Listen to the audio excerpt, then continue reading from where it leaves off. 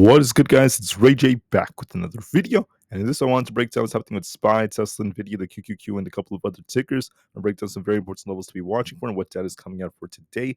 Let me first mention that I am not a financial planner. Make sure you take nothing I say as financial advice. And also, if you guys can, please check out the Webull link, which is down below and in the description. If you sign up for Webull and deposit $500, you're guaranteed 20 free stocks. And the offer ends very soon in just about 3 days. Anyways, guys, in about 3 minutes from now, we actually have some industrial and manufacturing numbers coming out. So I'll talk about how this will affect the market, at least moving forward once it comes out. So we have what's about to be the industrial production month over month and manufacturing production numbers all coming out in just a few minutes. We'll see what this leads to, at least for the markets moving forward.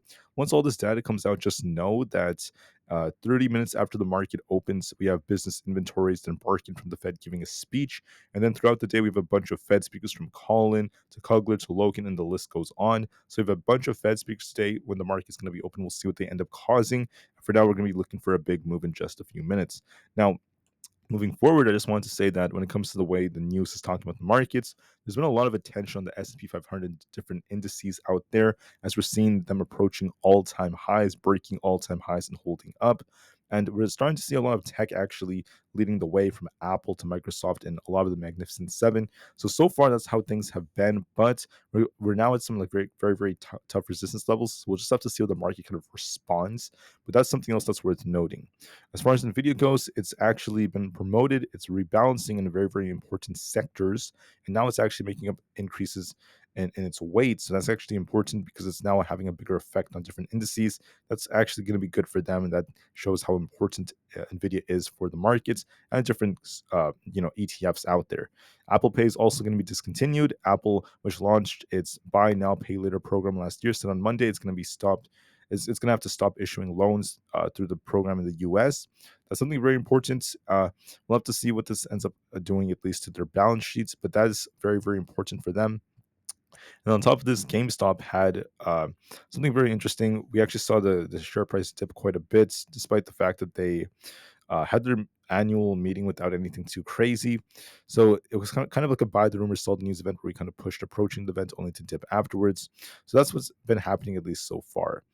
For Tesla, I just wanted to call up, we had some Chinese registrations. They're actually down a little bit by 2.5% compared to the previous week and 5% year over year. They're actually down that much. Nothing too crazy. I would say decent numbers overall, and we tend to get stronger numbers towards the end of the month, excuse me. So we'll see how things end up going from them. But anyways, guys, I think that the numbers are about to come out in about a minute, so I'll be talking about those live, and I'll break down the charts for everyone.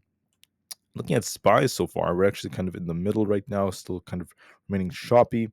But I just want to call out some very important levels. So, if SPY were to break past 548.5, we're easily going to be breaking to about 550 if we manage to break that high.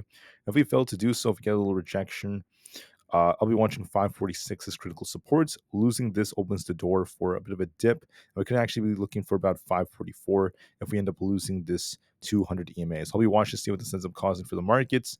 That's going to be pivotal for how things end up developing. And I think the manufacturing numbers should be coming out right now. SPY is not really making much of a move yet. But we could see a move upon open, so you have to give this a little bit more time. We kind of lack volume right now during the pre-market. Right now, the manufacturing numbers are coming out. Things are looking so, in my personal opinion. I'm seeing some strength here and there. Manufacturing production is actually up just a bit. Other things are okay. Production month over month is also up a little bit, so not too bad overall. Market is still, it's actually just trading kind of flat, pushing a little bit, but nothing too crazy. So going into today, I think that there is a risk of SPY kind of dipping a little bit to test its 200 EMA towards the 546 is the lower area around there. If we lose this, we're going to be dipping all the way down to the 544s. If we hold above this, if we kind of like dip and then hold this, we could rebound back up to 540 and continue to trade within this range. So watch for a little dip in a test and see if we get a big bounce or not. I'll be watching for that very carefully. As far as Tesla goes, Tesla looks to me like on the 5 minutes going to be testing its 200 EMA in the 185s. If we lose this, I'll be looking at 184.6. This is the low from this little test from yesterday. And if we lose that, we'll be dipping all the way down to about 182. So I think that Tesla either dips towards the 185s and tries to bounce, or we dip a little bit lower towards 182 and then we bounce. So look for a little dip and see if we get a bounce from there after we have this double top like structure. That's going to be very key for how we end up moving. For Nvidia, Nvidia is actually in the middle right now. Now we have like a head and shoulders like structure. We have a left shoulder here. We have a head, then we have a right shoulder. We have resistance around 131.5 and also 132.6. And we have support all the way down here towards 130. That's worth noting. Now with this head and shoulders, be a little bit careful because we're kind of trading sideways between the 131s. So there's going to be a risk of this dipping even lower towards 130, and we'll just have to see how things end up developing from here. But overall, it's actually holding up quite well. I just want to say that Nvidia is still at some key resistance levels, and resistance is getting tougher, but there is a risk of us dipping lower because of this head and shoulders, and also because of the fact that, like I said, resistance is kind of tough. So it could pop a bit and eventually come down lower. Be careful on Nvidia. For the QQQ, not the QQQ Bitcoin, then I'll talk about the QQQ. Bitcoin's at 65,000. We got to bounce off here back up to 65,600 plus. If we don't do so, we're going to be dipping back down to 64,000. So we got to bounce right here, or else we're going to be dipping lower. Bitcoin is just kind of stuck right now. So give it some time. It's been on a bit of a downtrend, so just be careful. The trend is a little bit more bearish on Bitcoin, so we have to bounce here, or else we're going to be dipping even lower. Looking at some other tickers, I'm going to go back to the QQQ, then Aapl. The triple Q is also dipping a little bit. I think we're going to be retesting the 484s close to our 200 EMA. If we lose 484, we'll be dipping down to 482.5. If we hold this, we could actually rebound a bit and just continue to trade within this range. We have a double top leg structure right here, and we are dipping a little bit lower, so we could dip from here. But watch to see if we get a bounce or not. Overall, the QQQ is still holding up, but we're at some tough resistance, so we just have to give this some time. For Aapl could actually dip a bit more. I'll be watching to see what happens. I think we're going to be retesting 216. If we lose this, we'll be dipping all the way down towards 215. If we hold this, we're going to be rebounding. Overall, even though Apple's been holding up very well for me, kind of like a cup and handle, watch and see if we could try to hold this support just to be safe because there's been some new pieces of news coming out for Aapl, which aren't always the best. So we got to hold above this 216 area. If we hold this, yes, we could rebound and start pushing for higher levels. If we lose 216, we'll be dipping even lower. We're kind of stuck and flat in the pre-market, so I'm just going to give this some time, and we'll see what Aapl ends up doing. Technicals still look a little bit more bullish for Aapl, so there is more upside potential, so I'll wait and see. For Supermicro, we're kind of flat right now. I do think we're going to be retesting 880. If we lose that, we'll be dipping lower towards the 860s. If we hold this, we could rebound. So we'll just have to see how things end up going.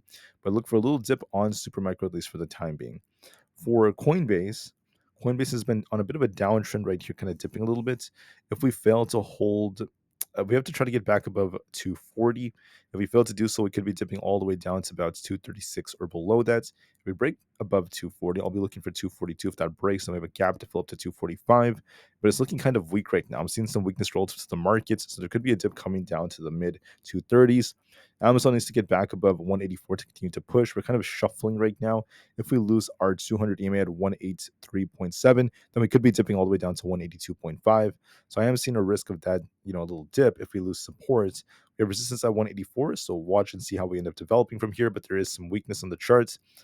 If we lose 505, Meta could be dipping all the way down towards 502. So watch that very carefully. There's a little weakness as well on the chart. And now for GameStop is dipping. We have to try to get back above 25 to turn bullish. Because we're losing that, we're looking weak right now. We could be approaching 22. AMC could be approaching 4.7, we're showing some weakness. So the memes look kind of weak, and the market's at some tough resistance. So we'll just have to see how things are developing.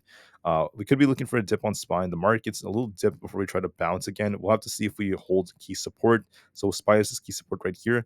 I'll be watching it very carefully. So far during the pre-market, most stocks are kind of flat. So we'll give it some time and wait and see how the market reacts. All right. Thank you for listening, guys. I'll see you guys in a few hours, and peace out.